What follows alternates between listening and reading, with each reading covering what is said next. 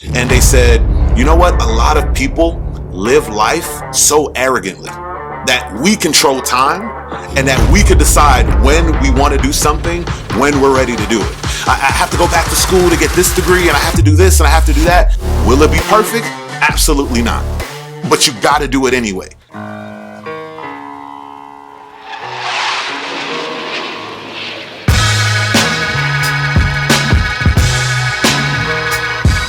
Something that I felt kept me back from a lot of progress, a lot of progression in my young adult life that I found to be super valuable as I got older, that I want to talk about today is doing things with a sense of urgency. So today I want to talk about the power of now. Time is our most greatest asset. It's way more valuable than money. I know we live in a culture where people say things like time is money. And there's a lot of phrases or a lot of mottos or things along that sort. But honestly, if you were to really assess at the end of a lot of people's lives, at the end of their life, they don't ask for more money. They don't ask for more gold. They don't ask for more silver. They don't ask for more crypto. They don't ask for more stocks necessarily. Most of the time, if not all the time, a lot of people would ask for more time. More time with their loved ones, more time with their spouse. I know for me, definitely more time with my wife, more time with my kids, more time with my family. Time is our greatest asset. And honestly, I didn't live life that way. And when I was really in a conversation with one of my coaches and they said, you know what? A lot of people live life so arrogantly. And I said, well, break that down a little bit more. And they said, procrastination, when you really think about procrastination, one of the roots, or I should say one of the branches that come off of that procrastination tree is pride. Is pride. How is it pride, you might say? It's because we live with the mindset of we have immeasurable amount of time that we can get to this later. That we control time and that we could decide when we want to do something, when we're ready to do it. We can go ahead and make that happen. And honestly, when in that conversation, when they said it, I said, that is so true. This mindset of, oh, I'll do it later. I'll do it next week. I'll do it next month. Oh, I know I need to go back to school. I'll do that next semester. I'll do that next year. Man, I need to make that relationship right. I'm not in the mood to have that conversation, so I'll do it when it's ready. And I talk to people in my time of living and just hearing so many different stories. I'll talk to people that go, man, I never knew this was going to happen. I remember speaking with a young lady one time, and she spoke about her husband going out to just grab some food to eat. Going out to just grab some. Think about how common that sounds. He went out to eat to go get dinner for the family, and he got into a tragic car accident. Ended his life. Imagine that. Play that scenario. Hey, sweetie, I'll be right back. All right, whatever. Maybe they were in good standings and it was, okay, see you later. Or imagine if they got into an argument, or imagine if they weren't on good terms. And with the understanding or maybe the expectation or thinking that that individual will come back, and then that never happens.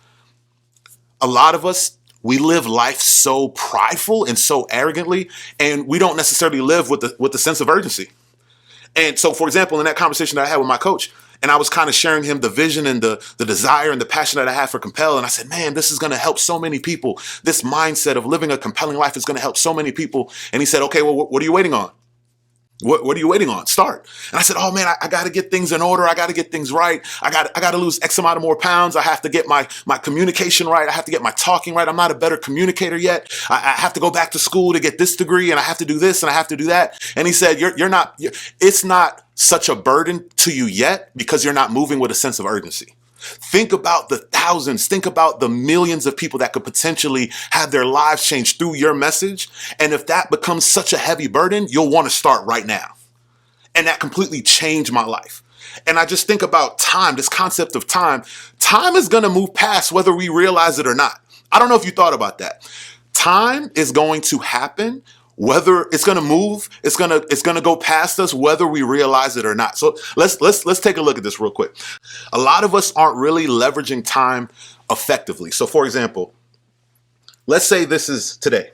Let's say this is now. And let's just say 5 years has passed. 5 years has lapsed.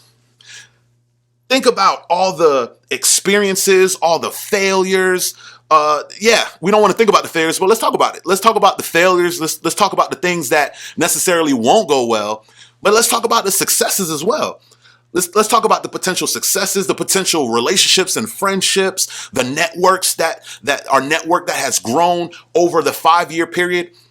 Think about time is gonna go past anyway. So if we don't start now and we go, well, I need to get things right. 5 years, believe it or not, 5 years goes by so fast. I remember being 21. I remember like it was just yesterday being 21. I'm kind of far away from 21 right now. But guess what? That time happened anyway.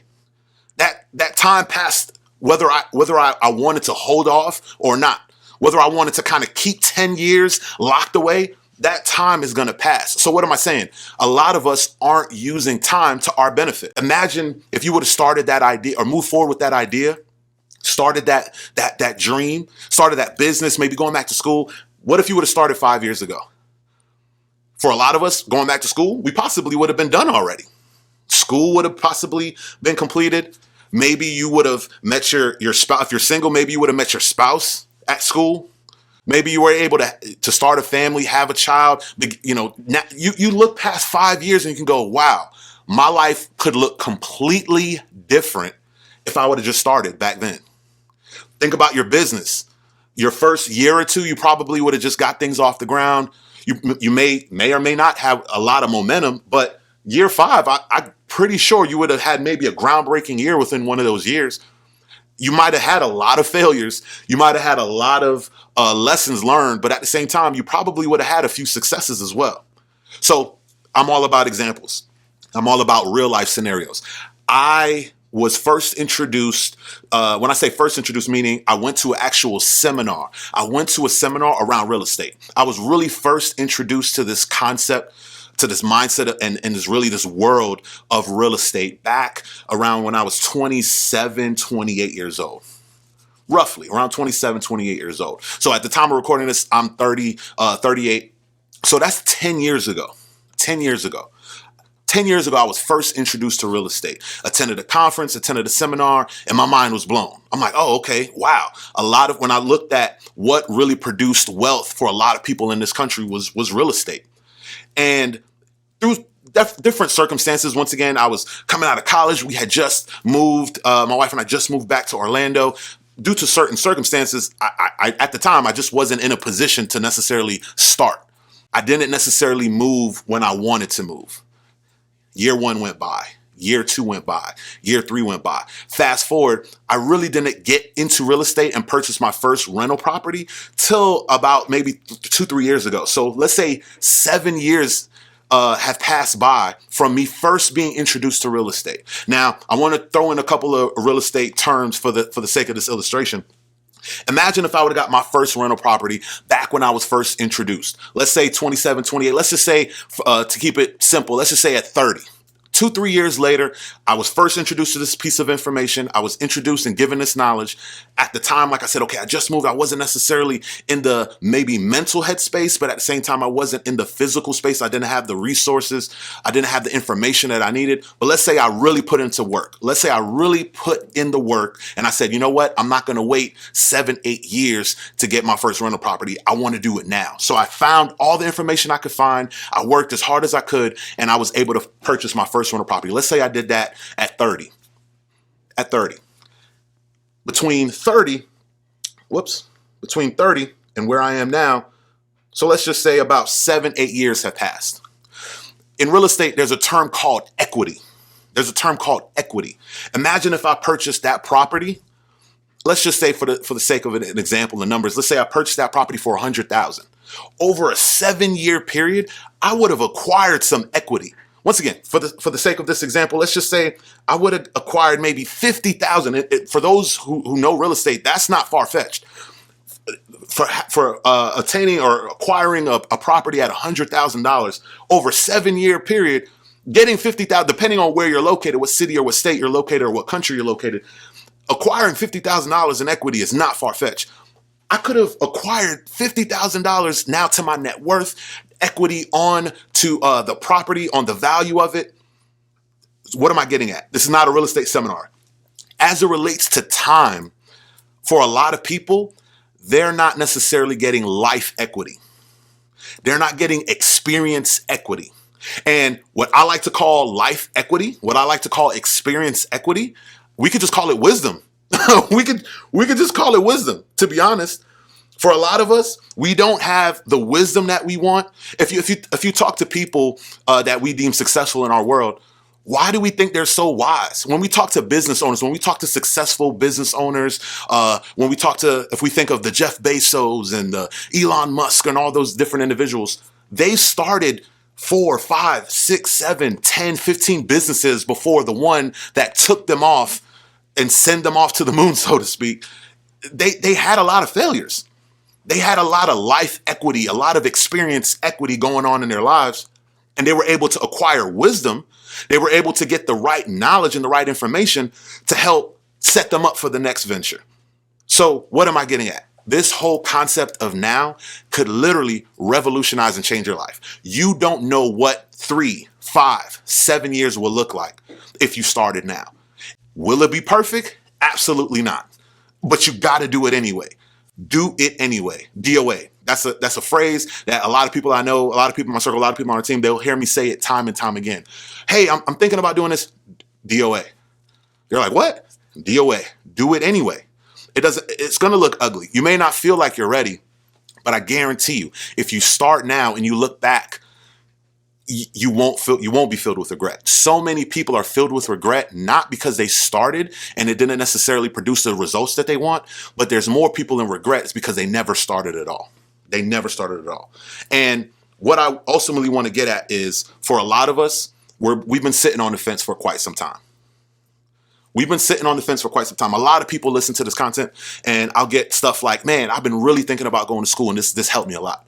Or, you know what, I was thinking about quitting school and this helped me a lot. For a lot of people, they're like, you know what, I've been really, really trying to get this business off the ground.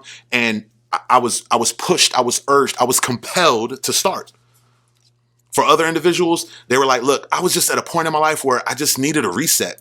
Things were just dull. Things were just kind of mundane in my life. Spiritually, physically, relationally, nothing was really moving the needle. And I just felt there needed to be a change. Going back to that conversation that I had with my coach, imagine if I didn't start 4 years ago. Imagine if I didn't start. Imagine if I didn't put in the work 5 years ago before launching. There's so many people that will benefit on the other side of you starting. So as I prepare to close, I just continue to encourage you, start now. Start now. There's so many other people that will be on the other end and that will benefit from you starting now. I know it's going to feel uncomfortable. I know you're going to feel like you're some days where you're questioning whether you should move forward, whether you should stop. I promise if you start now, you're going to look back and you're going to be so surprised and you're going to be so relieved and so fulfilled that you'll definitely won't regret it. Well, that's all we have for today. If you found this information valuable, I just ask for 3 things. Go ahead and click that like button. Go ahead and click subscribe. And if you think that somebody would benefit from this information as well, go ahead and share it. Peace.